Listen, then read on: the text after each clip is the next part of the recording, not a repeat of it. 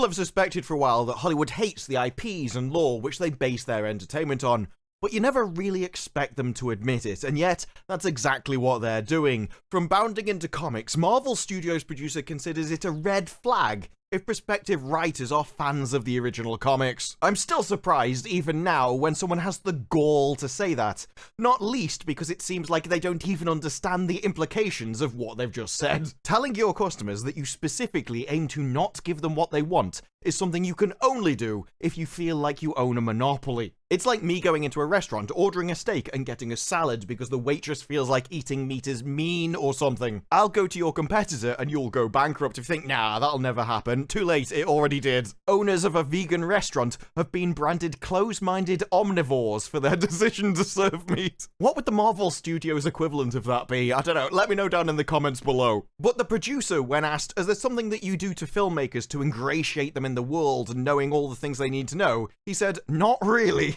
A lot of times when a writer pitched who loves Marvel, to me, that's always a red flag. This is a producer who deliberately doesn't hire the best people for the job. He avoids the best people. He likes those sort of inferior, crappy writers that have no idea what they're doing. Why are all the Marvel movies crap now? I can't quite put my finger on it. He doesn't want to hire the best people for the job. Instead, he likes to hire people that won't interfere with his vision for the project, because he doesn't want them to have a pre-existing idea of what a franchise is. Oh yeah, you may have grown up with the comics and that's what you want to recreate, but I want someone who's gonna go hard on the material. Go, what is this? I think there's a movie here, but maybe we should do something different. What I want is a snob that looks at the comics and go, yeah, I know people like this. I know this has been successful for generations. It has lasted for decades. But I think it's crap and I know way better how to do that myself. Something simply by virtue of existing for decades and still being liked shows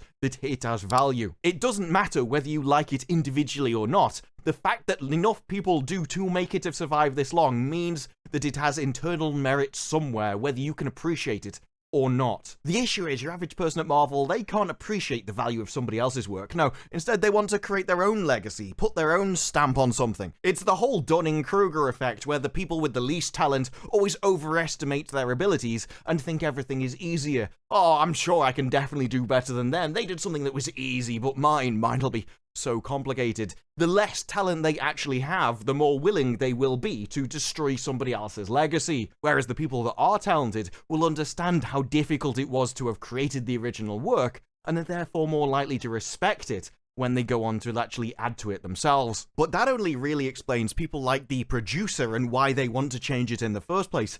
It doesn't explain why he wants to hire other people who also have no idea what they're doing. Because he can go on and go, oh no, actually it's just because I don't want a pre-existing idea. They're actually more creative because they're more willing to go in different directions. You can still be equally, if not more creative, by building on the foundations that came before. They don't limit you, it guides you in a certain way, but it just sets the rules of the universe. You can do whatever you want within them. No, instead I think you get a different insight into what he actually means when he says things like, they weren't married, nothing was sacrosanct. The source material is great, I love it, although not enough to stick to it. The comic work was great in the medium they were built in, but it's not going to lead to the best version of the movie. Now, I would say that the best version of the movie will inevitably be one which is actually like the source material. But the producer's idea of what the best version of the movie is the one he says it is, the one in his own head. He has an idea, and that is automatically the best idea. And that means that if he has another writer who actually likes the source material, that person is only going to do one thing: cause trouble. This isn't a guy working through a creative process where he starts at something and then follows it through to its natural conclusion, and that is the best version of something. He's got an end goal in mind, the best version, and he's just deciding how to get there. This makes a lot of sense with how Marvel movies are created when they do things like, well, we've already built this action scene before you've even started writing the plot. It doesn't make sense from a creative point of view if you want to make anything quality, but that's what they do. And if you have this end goal, this vision of the perfect movie that you want to reach, you just want writers that are going to do what they're told, write to your vision. You don't want people, getting in the pesky way and correcting you with lore or anything, and that makes them difficult. And we've seen that in the past. Take Rings of Power and the rumor that Tom Shippey was fired for telling Prime Video they were polluting the law. We've got a show we want to make, ideas that we want to build on, but this guy keeps coming in and saying you can't do that, you can't do that, you can't do that. It kind of just ruins our creative process. You had the Wheel of Time showrunner who had the entire story and script literally written for him down in a text form, and he decided to do a different show. To the point where he said, no, I can't wait to kill surprising people that are going to really pain book fans in their deepest hearts of hearts. He just can't wait to piss off people that are fans of the law. And you know what that means? If you're working for him and you're a fan of the law, coming along and going, but that's wrong, that's wrong, that's wrong, you're not actually doing him a favor. You're getting in the way. You're causing trouble. The Witcher show writers actively disliked the books and the games. And you know what that means? When Henry Cavill came along and said, actually, that's not like the books or the games. That's not like the source material. What was he? Yeah, he's causing problems on the set again. So do you correct people? I don't necessarily... I am effusive about being loyal to the source material. Let's put it that way. So yes, you do.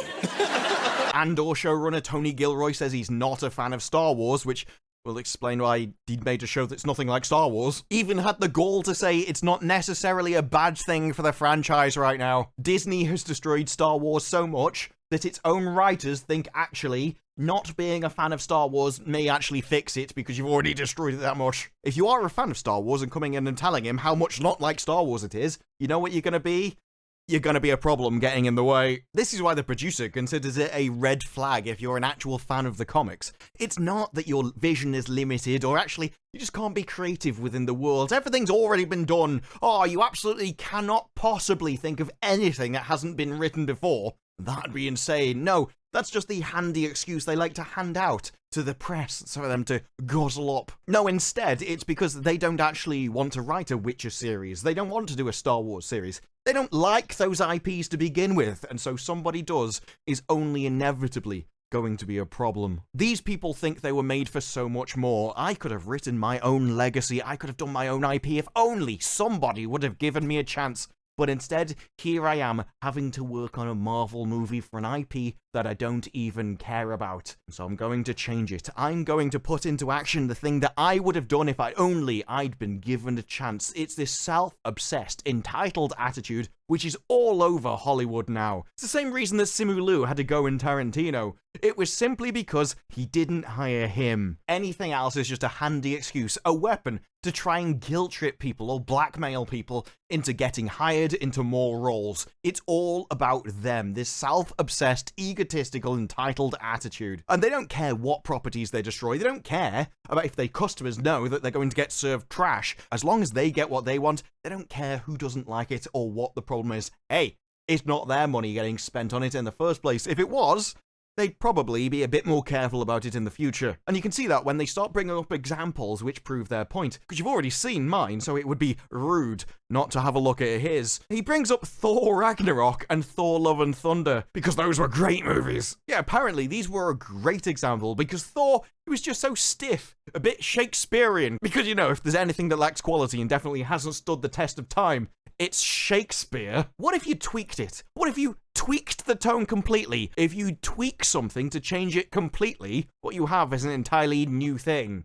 You've destroyed the original thing and replaced it with something else. The tone of Ragnarok was all Taika, which is probably why it sucked. Taika Waititi, the man with the talent of a 5-year-old. Now, many of the issues are understandable. Men inevitably want to build a legacy. They want to build something that will stand the test of time. But generally this is done by setting up a business, having kids, or building on the foundations of what your family have done. Hollywood, however, has decided to take over somebody else's legacy and try to imprint themselves upon it in some way. And I think it exposes a massive problem with how Marvel hires people, because this guy does not hire based on merit. He hires based off who's useful for him creating his own vision, and his vision sucks. This is a guy who is turning down the best writers, objectively the best writers, the best ones based off merit. We know he's not hiring based off merit, because otherwise he'd just say, you know, the best writer comes along, the most talented person, the person who can write the best script, and I hire them. Instead, no, he's coming up with these other extra kind of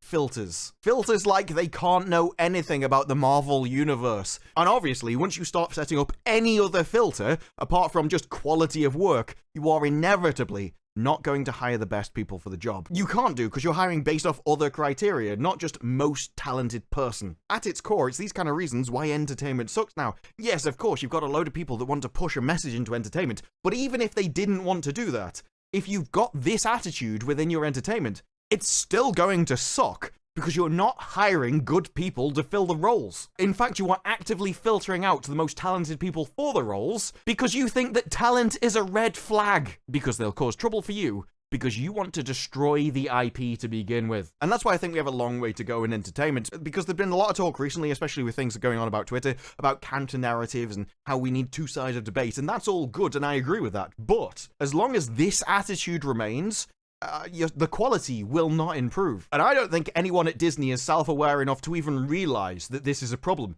because they're all up themselves. As long as you have people in charge of hiring who are arrogant, self-obsessed, and entitled, they will inevitably think that anything they do is better than anything that came before them. And that can only lead to the degeneration of quality over time, because only people of no talent think that way. They think that they can best anything that came before them, because they can't appreciate the difficulty and talent that went into making something that could survive the test of time in the first place. And so until Disney realize this and start hiring people who understand that to actually improve in the future, you must build on the foundations of what came before, then inevitably we will end up in a wasteland of entertainment where everyone thinks they can do better than everyone else and continually produces crap, and they have no idea that it stinks. So Nate Moore, you think the key to Marvel's success is hiring writers who don't know anything about comic book culture? Then you're gonna have to explain to me why Phase 4 sucked, and why everything you've got coming in the future looks like it's gonna do the same. But those are just my thoughts. What are yours? Let me know what you think down in the comments below. Like the video if you like the video, subscribe, more videos like this in the future,